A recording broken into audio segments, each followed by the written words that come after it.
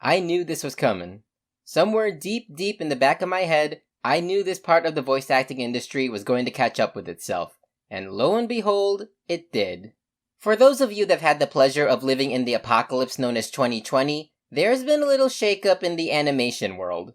A fair chunk of mainly white voice actors have declared that they're no longer going to be playing the black characters of their respective series. And the reason for this sudden, completely unprecedented change was because, and I'm not even paraphrasing, black characters should be played by black people.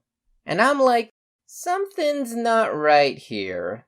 I've got a lot to say about this, but before I continue, I just want to mention that this whole video will inevitably be quote-unquote political. But I'm not here to dictate the black community, as I am neither black or white, and I can't really speak on behalf of their experiences. Now what I do know, at least I hope I do, is animation, so I'm going to use that as a springboard for this particular discussion. Now, in a perfect world, the faces behind the characters are irrelevant. In a perfect world, the job would go to the voice actor that best fits the character.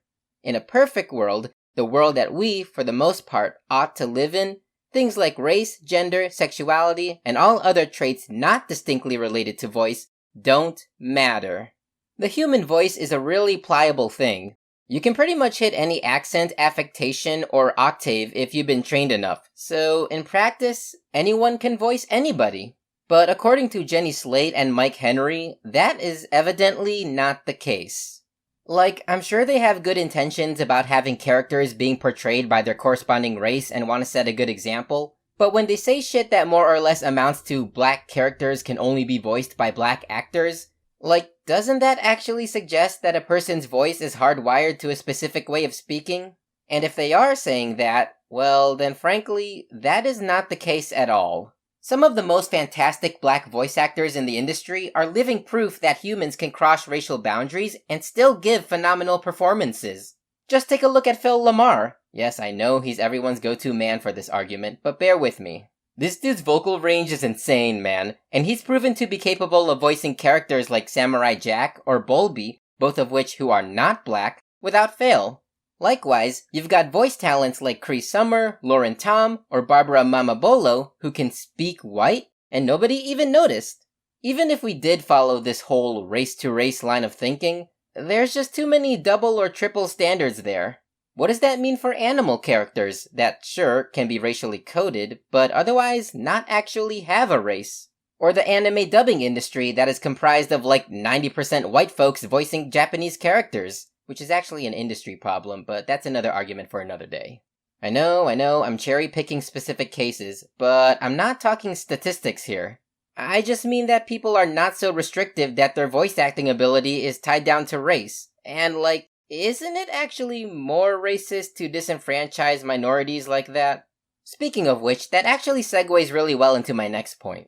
Like, I figure that if the character calls for an extra level of authenticity, like using African American vernacular English, then yeah, okay, having a black VA play a black character would probably be preferable in that context. But to that extent, and I think this is the real argument that these guys are trying to make here, is not that characters should be restricted to voice actors of the same race, but what we really need is more black and POC presence in the VA world. As fans, we all like to think that the voice acting industry exists in a vacuum, and that roles will always go to the person who best fits the character. And as much as I really wish that were true, that perfect world has yet to exist. Truth is, the voice acting world is a business just like any other part of the entertainment industry. It's got responsibilities and checks and balances just like anything else, and that includes keeping its doors open to diversity and inclusivity. I know I just gave a bunch of examples that suggest it's all equal opportunity, but the fact of the matter is that the VA industry is a predominantly white world where blacks and other people of color only make up a fraction of it. It's like, as much as I love the voices of the main cast in Avatar: The Last Airbender, and I don't want to cancel them or anything just because they're mostly white, but at the time, they probably could have benefited from having more Asian VAs for the roles. Just saying. This is a legit business oversight that ought to be fixed, and that's why this whole white voice actors giving up their characters thing confuses me. Because at the end of the day, what the hell is this actually solving? Like, of all the things I've seen the black community fight against, police brutality, workplace discrimination, segregation, systematic racism, I don't think I've ever seen anyone argue about black cartoon characters not being played by black voice actors, at least compared to everything else. Thing is, this didn't seem to be a problem until white people said it was a problem, you know what I'm saying? Like, okay, Christian Bell, Hank Azaria, and everybody else, I'm sure you're all pleasant people, and this was probably also a studio decision. But dictating what the problem is for a marginalized group and thereby ignoring what are actually problems is a hard no for me. It's misguided, irresponsible, and frankly, kind of arrogant. Like, I'm not gonna say it's virtue signaling or whatever the term is these days. I mean, as long as change actually happens, I don't think the motivations matter too much. But like, there are better ways of being an ally. If you want to help make a real difference, then the best advice I can give you is just fucking listen. Listen to your fellow black voice actors. Open up more job opportunities for people of color to enter the industry. Give them a platform to voice their experiences.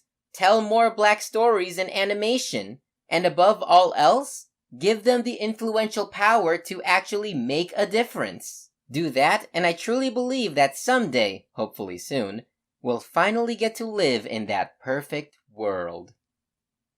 You know, I wasn't sure I wanted to do a controversial video this early in my YouTube career, but at some point I was just like, fuck it, this needs to be said.